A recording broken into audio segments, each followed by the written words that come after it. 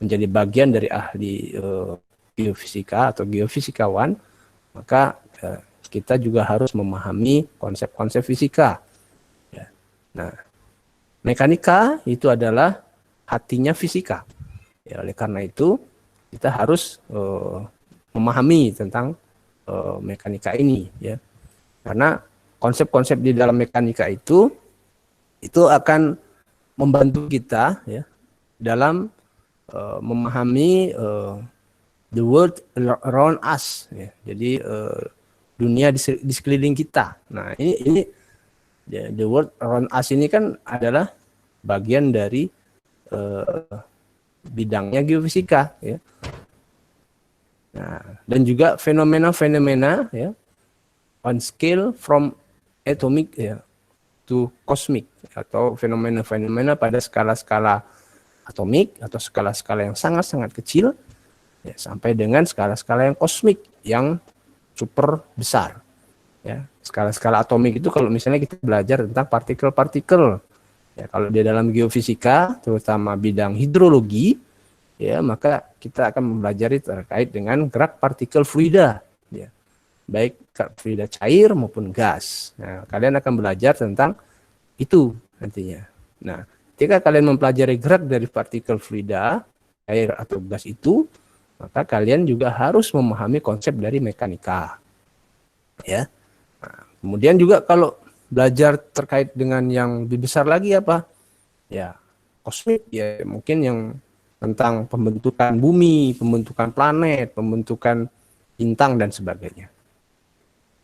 Nah, kemudian konsep-konsep seperti momentum, ya, momentum sudut, ya, energi, ya, itu semuanya memainkan peranan penting, ya, di dalam fisika, ya. Karena kalian ketika kita belajar fisika, ya, dan juga belajar tentang geofisika, maka konsep terkait dengan momentum sudut dan energi itu kalian akan banyak ditemui nanti di tengah jalannya, ya.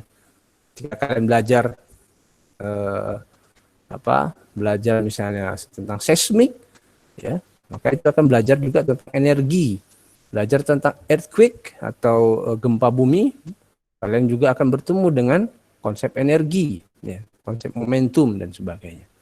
Nah, itu dasarnya dipelajari di dalam mekanika. Nah, kemudian tujuan dari buku ini, ya, bukunya Pak Klepner ini adalah untuk membantu kalian, ya, memahami, ya, secara lebih dalam prinsip-prinsip dari mekanika. Nah,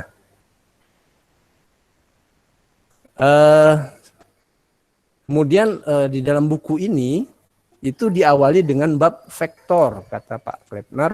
Kenapa bab vektor ini didahulukan di dalam buku ini? Ya, karena vektor ini, ya, vektor dan kinematika ini itu diibaratkan sebagai sebuah tools, ya, sebagai sebuah tools atau sebuah alat. Nah, jadi kalau dia alat, maka sebenarnya nanti akan membantu kalian dalam mempelajari konsep-konsep yang lebih dasar lagi. Saya mempelajari konsep momentum, konsep energi, ya. Nah, itu semuanya akan memerlukan alat. Nah, alat itu adalah vektor namanya, vektor dan kinematika, ya. Nah, oleh karena itu di bab awal ini vektor dan kinematika diajarkan di situ. Nah, ya. Nah, saya tidak masuk ke dalam penjelasan lebih detail tentang vektor, itu nanti akan saya sampaikan di channel YouTube, ya. Tapi saya akan memberikan sebuah motivasi, ya, kenapa harus belajar tentang vektor, ya. Nah, jadi vektor itu, ya, kalau di mekanikanya dipelajari kayak garis, ya, yang punya arah, ya, atau biasanya ditandai dengan tanda panah, ya, garis dengan tanda panah.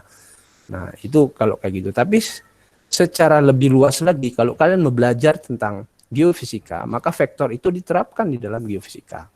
Contohnya misalnya ketika kalian belajar tentang gempa bumi, ya. Ini adalah di gambar ini, ya, kalian melihat bahwa ini adalah gambar Indonesia, ya, peta Indonesia yang dikelilingi oleh apa? Oleh garis-garis gempa, ya.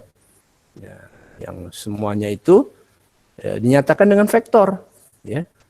Vektor arahnya misalnya untuk yang yang garis gempa yang ini, yang di sebelah selatan dari Indonesia ini, arahnya menuju ke utara, ya, ditandai dengan tanda panah ini, ya. Nah, vektor itu kan dia punya arah dan punya besar kan, ya, punya magnitude namanya. Nah, jadi ketika lempeng tektonik ini bergerak, ya, maka dia punya arah dan dia juga punya besar. Gitu. Arahnya adalah ya ke arah utara, selatan, timur, dan barat. Kalau besarnya adalah ya berapa sentimeter dia bergerak misalnya. Nah, itu besarnya. Karena ada penelitian yang menyatakan bahwa benua Australia itu ternyata bergerak menuju ke arah Indonesia. Yang per tahunnya itu bisa pergerakannya itu sekitar 0,001 cm. Nah, jadi itu menunjukkan vektor itu. Ya kan? Arahnya menuju ke arah Indonesia, berarti dia menuju ke arah utara, besarnya adalah sebesar 0,001 cm itu. Nah, itu terkait dengan vektor yang berhubungan dengan tektonik, ya. Nah, seperti yang digambarkan di peta ini. Kemudian yang berhubungan dengan arah mata angin, ya, ini juga vektor gitu. Ya, ada utara, selatan, barat, timur, barat laut, timur laut, tenggara, dan barat daya. Ya. Lebih aplikatifnya lagi adalah misalnya pada peta ini, ya, peta arah dan kecepatan angin, ya, Windrush, ya. Mungkin kalian nanti belajar sama Pak Riza, ya, terkait dengan sains atmosfer. Nanti mungkin akan ketemu dengan grafik ini, ya, grafik Windrush namanya, ya, mawar angin, ya, mawar angin. Nah, kalau ini kan dia dinyatakan dengan arah juga, ya, arah utara, arah selatan, arah timur, arah barat, ya. Besarnya apa? Ditunjukkan dengan apa besarnya? Besarnya ditunjukkan dengan warna biru itu menunjukkan kecepatannya, ya, kecepatan anginnya sekitar 11 sampai 17 kilo. Kalau di sini satuannya knot, ya. Warna merah itu nyatakan lebih rendah lagi. Ya, kalau warna yang biru ini kecepatannya lebih tinggi dibandingkan dengan kecepatan yang warna merah. Warna merah lebih tinggi dari warna kuning. Warna kuning lebih tinggi daripada warna abu-abu ini. Nah, ini dinyatakan dengan vektor juga.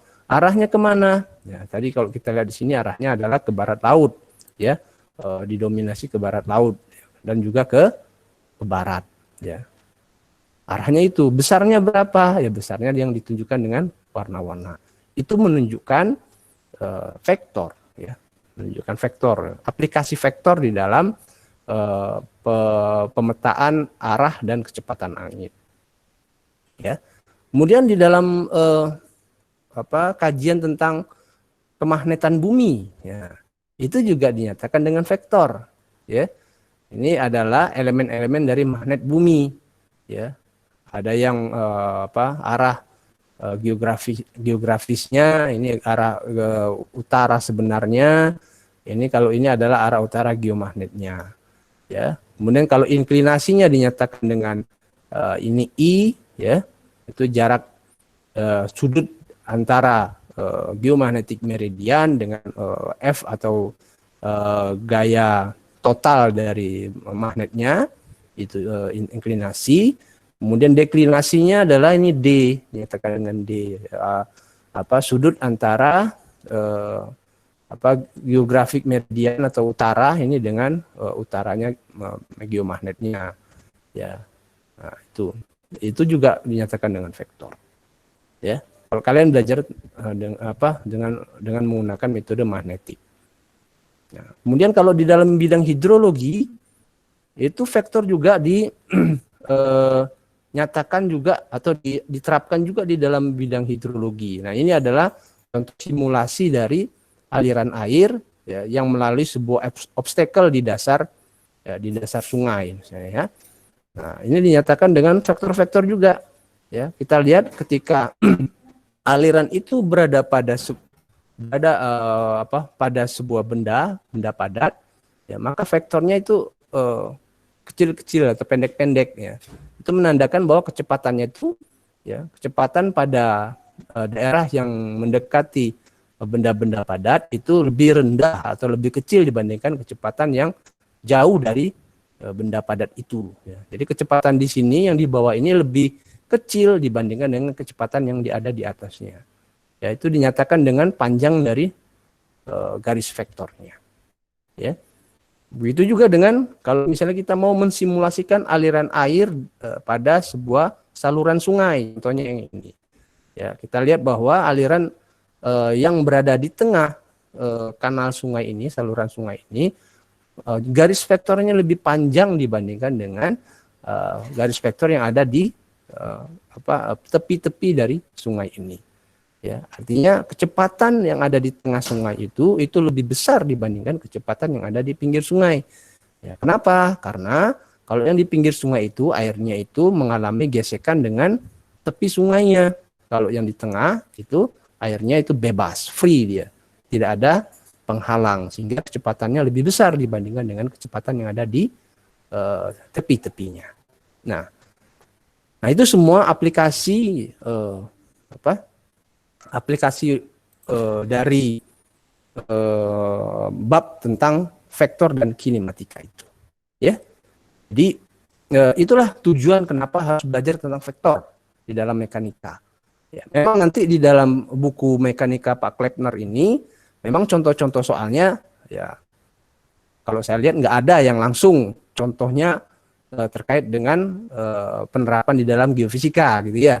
Nggak akan ada kalian temukan di situ karena kalau kalian baca di bukunya contoh-contoh soalnya itu pure semuanya contoh soal yang berhubungan dengan fisika. Ya, tapi kalian bisa memikirkan sendiri kira-kira kalau contoh soal ini kalau saya tarik ke bidang geofisika kira-kira nanti dia berhubungan kemana gitu kan. Nah itu